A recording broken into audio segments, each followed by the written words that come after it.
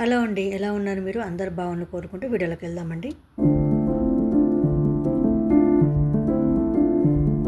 ఈరోజు నేను వెల్లుల్లి కారంతో ఎగ్ కర్రీ చేస్తున్నాను అండి. దానికోసం మనం ముందుగా వెల్లుల్లిపాయలు శుభ్రంగా తీసుకొని, తర్వాత ఒక రోట్లో వేసుకొని తగినంత ఉప్పు, కారం వేసుకొని బాగా దంచుకొని పక్కన పెట్టుకోవాలి. వెల్లుల్లి మిశ్రమాన్ని ఏ విధంగా తయారు చేసుకొని మనము పక్కన ఉంచుకుంటే కర్రీ చేయడం చాలా ఈజీ అవుతుంది కాబట్టి ఇలా తయారు చేసి పెట్టుకోవాలి. తర్వాత ఒక ప్యాన్ పెట్టుకోవాలి. ప్యాన్ పెట్టుకొని ఆయిల్ వేసుకోవాలి.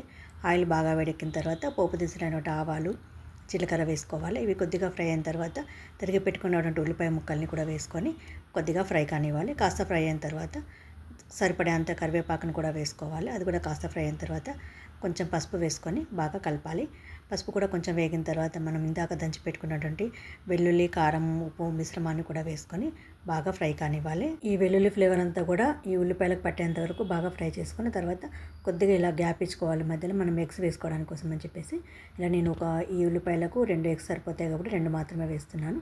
ఈ గుడ్డు కూడా కొంచెం వేగిన తర్వాత మనం వీటిని ఉల్టా వేసుకోవాలండి. మధ్యలో నేను ఇలా కట్ చేసుకొని హాఫ్ తీసుకొని మనము తిరిగి వేసుకోవడం కోసం అని చెప్పేసి ఇలా కట్ చేసుకుంటున్నాను స్లోగా.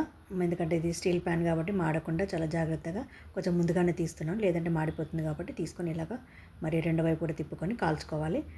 ఈ ఎగ్స్ వేసిన తర్వాత కొంచెం సిమ్లో పెట్టుకోవాలి.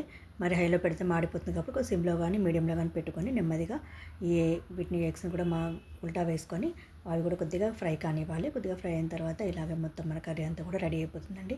అవసరమైతే ఇక్కడ ఉప్పు కారం సరి చూసుకోవచ్చు. నాకు ఇది సరిపోతుంది, నేను మళ్ళీ వేయట్లేదు. ఎగ్ అనేది చాలా ఫ్రై కావాలండి.